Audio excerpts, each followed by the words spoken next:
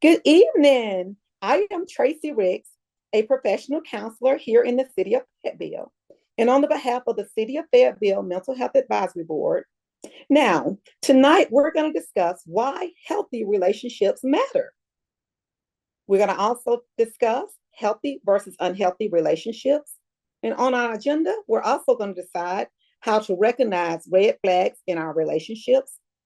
We're going to discuss setting boundaries in our relationships, effective communication skills. We're going to discuss the influence of social media on relationships, also speaking engagement metrics, building confidence and emotional resilience. That's very, very, very important. And also supporting teams as parents and educators. Then we're going to have some key takeaways, and then we're going to close out and give you guys some resources on how to connect with us. So once again, welcome. Let's continue on. Introduction. Adolescence is a time of significant emotional, social, and personal growth. Also, relationships, whether with friends, families, or romantic partners, play a vital role in a teen's overall well-being. Healthy relationships lay the foundation for emotional stability, self-esteem, and future success. And also in today's digital world, teens face new challenges such as social media pressures, peer influence, and changing social dynamics. Now, the goal of this webinar is to provide tools to foster respectful, supportive, and safe relationships. Let's keep moving.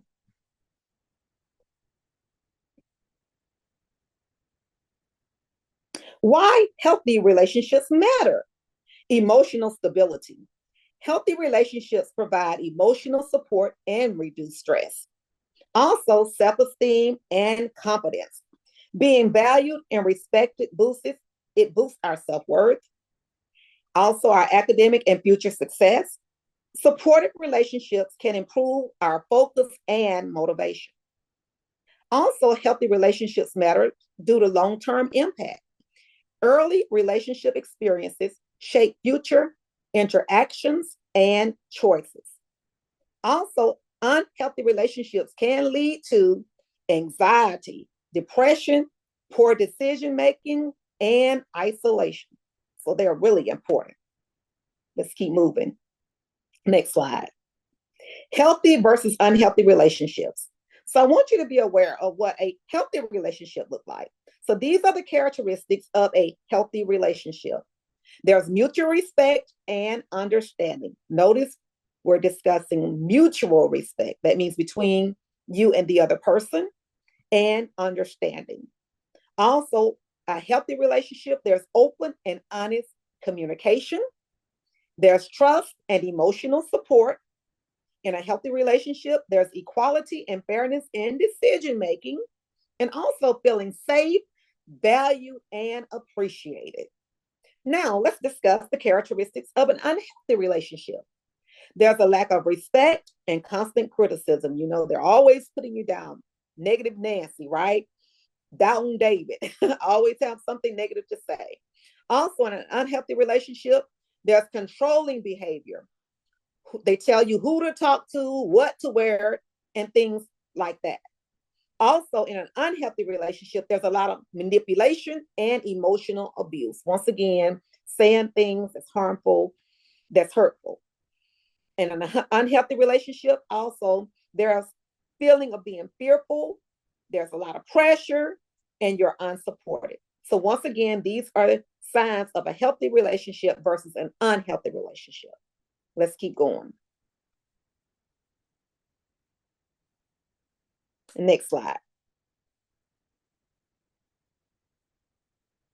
Okay, let's talk about recognizing red flags in our relationships. And you guys know what red flags are, correct? Like, you know, it's something not quite right with this. So let's learn the importance of, we're going to talk about recognizing these red flags. So there's extreme jealousy and possessiveness. You know, you're mine. You're going to always be mine. Also, constant criticism or belittling, calling you out your name, things of that nature. Also, pressuring someone to do things they are uncomfortable with. And remember, no is a complete sentence. So if someone is pressuring you to do things that you are uncomfortable with doing, remember, this is a red flag. Also, ignoring your personal boundaries. If they ignore your personal boundaries, this is a red flag. Also, controlling behavior, monitoring social media, telling you who you can be friends with, or isolating you from your friends. So remember, if someone's trying to control your behavior, this is definitely a red flag, and be alert to that. Also, physical or emotional abuse. There's verbal threats, physical harm, and guilt tripping, making you feel bad about your decision. So remember, if there's a, you know, red flag, you want to be aware of it. Also, what to do. We're going to tell you what to do next. So speak to a trusted adult or professional. If you're feeling any of those symptoms that we just discussed, speak to a trusted adult or someone who is a professional. Also, set firm boundaries and know when to walk away. Once again, no is a complete sentence. No, I don't want to be your friend. Set those firm boundaries. And what we mean by firm boundaries is don't back down off of them. This is what I said, and this is what I mean. Also, seek support from friends and family. Remember to go to someone that you can trust. So seek support from friends, and we're not talking about just any friend, someone who, will share your business, or someone who you cannot trust. They cannot conceal information. Don't talk to that friend, but talk to a friend that you can trust and a family member. Preferably if there's a parent that you can trust, or both of your parents, you have both of your parents, grandparent, but some family member or an auntie or somebody that you can trust. Next, let's go to the next slide. Setting boundaries in relationships. Why do boundaries matter? We're going to help define what is acceptable and maintain personal well-being. Okay? We're going to help define what is acceptable and maintain personal well-being. We talk about healthy boundaries. So let's talk about first the types of boundaries. There's physical. That's your personal space, consent, and your comfort levels. Then there's emotional boundaries, how you are spoken to and what you share. And then there's digital. Social media privacy, texting, and expectation. These are the three types of boundaries we're discussing tonight. Physical, emotional, and digital. For an example, you might say, I need personal time after school to relax and recharge.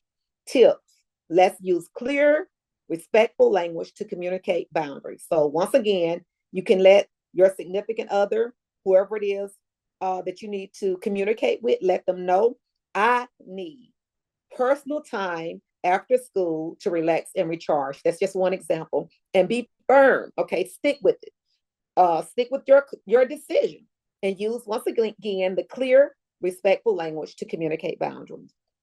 Let me slow down so you guys can make sure you can hear me clearly. Let's go to the next slide.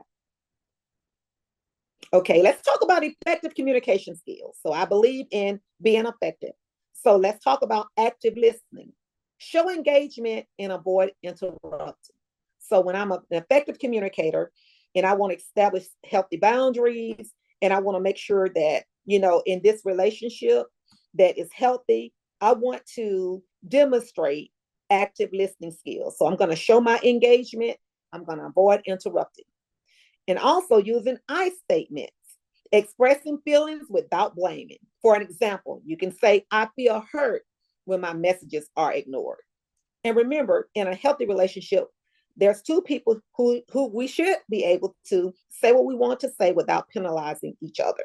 So you can say to your significant other, whoever it is you need to communicate with, statements like, I feel hurt when my messages are ignored.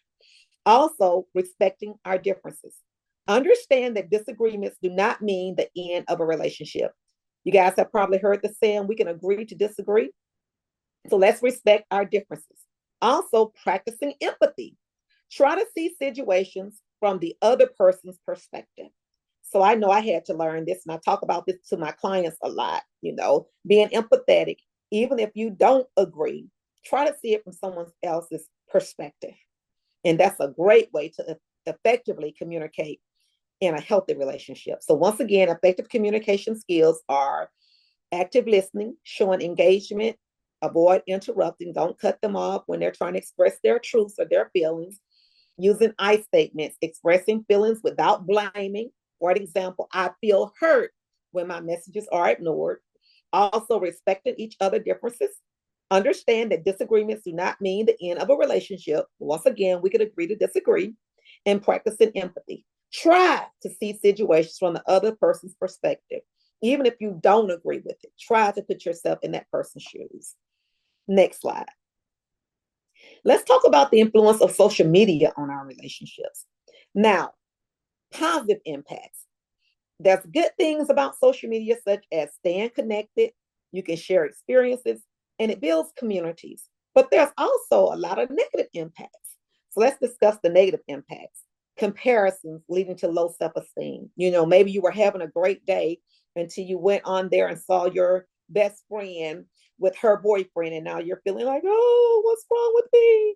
Or maybe you saw someone who said they love you and they were engaging with someone else, and that caused you to start feeling down and discouraged. So be aware of comparison leading to low self-esteem. Also, there's another negative impact that's really big now, cyberbullying and peer pressure. So watch out for that with social media relationships. Also, unrealistic, expectations of relationships. Once again, the negative impacts are comparison leading to low self-esteem, cyberbullying and peer pressure, and unrealistic expectations of relationships. Remember, these are a lot of the people that you meet. They're only online, okay? Some of them, well, a lot of them. Now, there's tips for healthy social media use. Limit your screen time. How much time am I spending on there? Avoid comparing yourself to others, because a lot of times what we see is just like an illusion. People can paint pictures on social media that they want us to believe. Also, think before posting or reacting. So don't post anything that could come back to haunt you later. Also, have open conversations with trusted adults. Remember, open conversations are vital, right? With trusted adults, someone that you can trust. So let's continue on to the next slide. Now, speaking engagement metrics. Not all friendships are healthy. So remember, not all of our friendships are healthy. Let's talk about the signs of a toxic friendship. Being excluded or manipulated. If you're being excluded or you're being manipulated, this is a sign of a toxic friendship. If you're feeling pressured to do things against your values, once again, you can have those boundaries and you should never feel pressured to do things against your values. Also, frequent drama. The drama queen and the drama king always liking to keep up confusion. They're always negative or competitive. These are signs of a toxic friendship. Now, what to do if you see these symptoms and you're like, oh, I know 2 or 3 of people like that, right? Not you, of course, but someone you know. What to do? Surround yourself with supportive, positive people. Be assertive and stand by your values. Okay, be firm with it. These are my values and I'm sticking with them. And know when to distance yourself from toxic individuals. And remember, toxic people, they like company. So limit your time around them. Next, let's go to the next slide. Building confidence and emotional resilience. Remember, your self-worth should not depend on external validation. So maybe your friends, walked away from you and you're feeling like nobody cares about me. I'm not worthy. No, remember that your self-worth should not depend on external validation from anyone. So let's talk about ways to build our confidence. Engage in hobbies and activities you enjoy. What do you enjoy doing? And make it, on purpose decision, a firm decision that I'm going to engage in hobbies and activities that I enjoy. Practice positive self-talk. Don't beat yourself up, but build yourself up. Surround yourself with supportive people. It's so important who we hang around. And then seek professional support if needed. Maybe share with your mom or someone you trust or your dad that you would like to seek professional support. If you're having a hard time with depression, oppression, and your confidence is low, don't be afraid to seek professional support and let someone that you trust, someone such as a parent, grandparent, someone that you can trust that you would like to seek professional support. Also, Let's talk about emotional resilience strategies. Let's learn from past experiences rather than dwell on them. So maybe you had a bad experience, you had a friend that didn't treat you right, or maybe you've been in an unhealthy relationship. But let's see, what can I learn from that experience, right? So learning from past experiences rather than dwelling on them. So don't forget that living in our past is going to cause us to have depression, especially if it was like bad experiences. Also, emotional resilience involves developing coping strategies for stress. So how can I deal with stress, instead of letting stress get the best of me? So develop coping strategies for stress, and also practice self-care and mindfulness. And I love mindfulness, just being able to put your mind at a healthy place, saying that, you know what, I'm not going to dwell on these bad experiences I've had.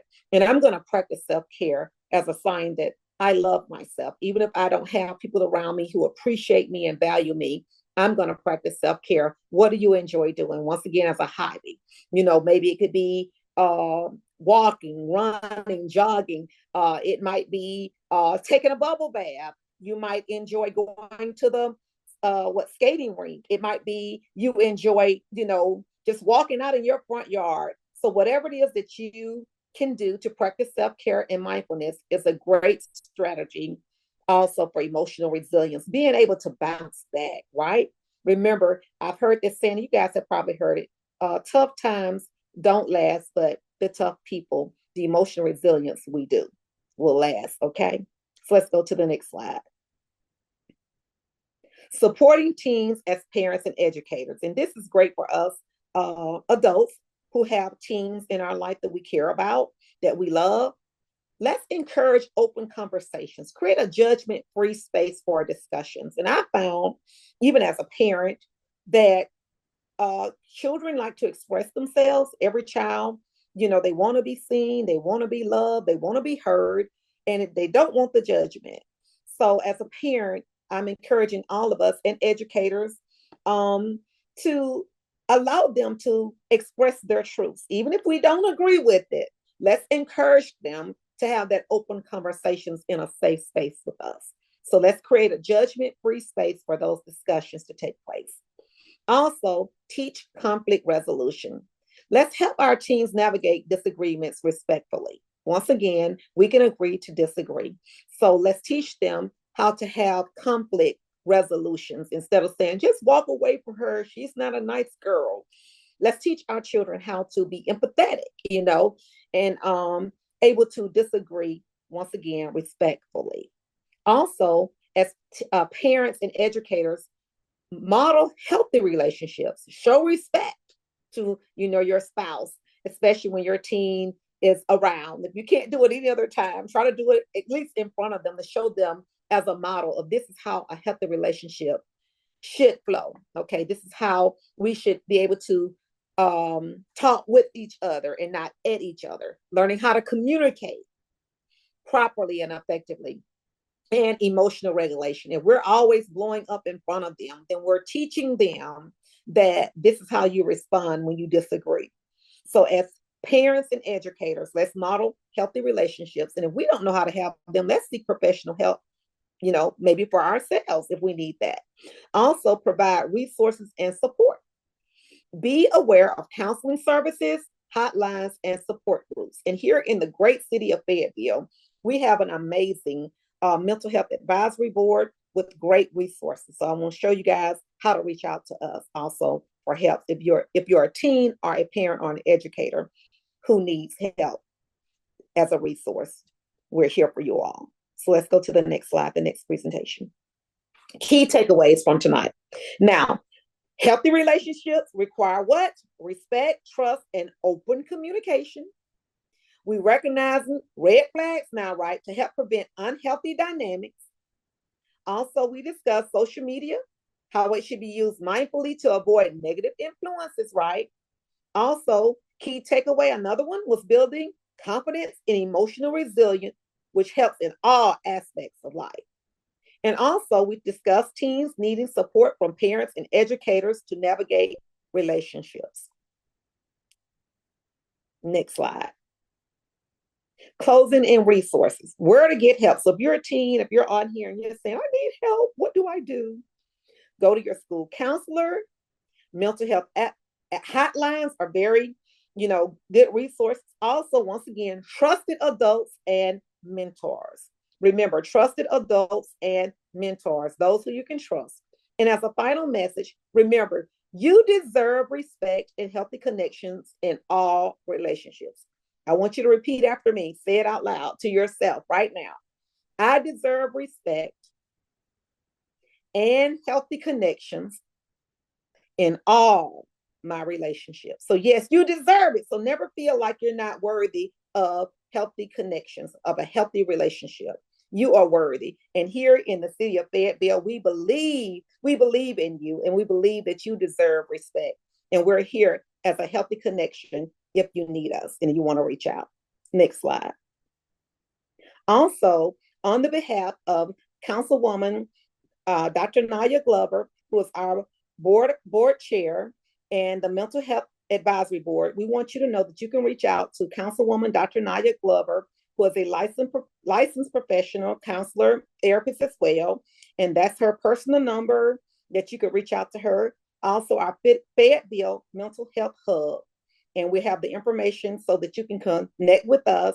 We also have, once again, our resources that's available to you and for you. So reach out to us through our Fayetteville Mental Health Hub, and we have a plethora of resources that's available to you, especially for our teams. So we didn't forget about you. And I thank God once again for all of you joining us tonight. Now, if you have any questions or any comments, reach out to us. Once again, Councilwoman Dr. Naya Glover, that's her phone number so that you can connect at 470-539-3187. You can reach out and she will make sure she connect you with whatever resources that you need. Also through our Fayetteville Mental Health Hub. And once again, we have these webinars that we are conducting once a month, and you can reach out also on that hub to find out the exact dates, but they're on the last Tuesdays of the month at 6:00 p.m. and anyone from anywhere can connect with us. So once again, I'm so glad that you decided to join us tonight. And on the behalf of our board chair, Councilwoman Dr. Glover, she was unable to be with us tonight, unfortunately, because she's attending a public hearing at the City Hall on tonight. So I'm so excited that you guys decided to join us. And once again, you are worthy. You are worthy of love. You are worthy of respect, and you are worthy of healthy relationships. So reach out to us. And once again, I am Tracy Ricks, a professional counselor here in the city of Fayetteville. And on the behalf of our Mental Health Advisory Board, we want to let you guys know that we're so glad that you decided to join us on tonight. And we'll see you in our next class right on next month. And you can also check the hub for the next classes, the webinars that's coming up in the upcoming month. So you guys have a great evening, and thank you all for joining us. Have a great night.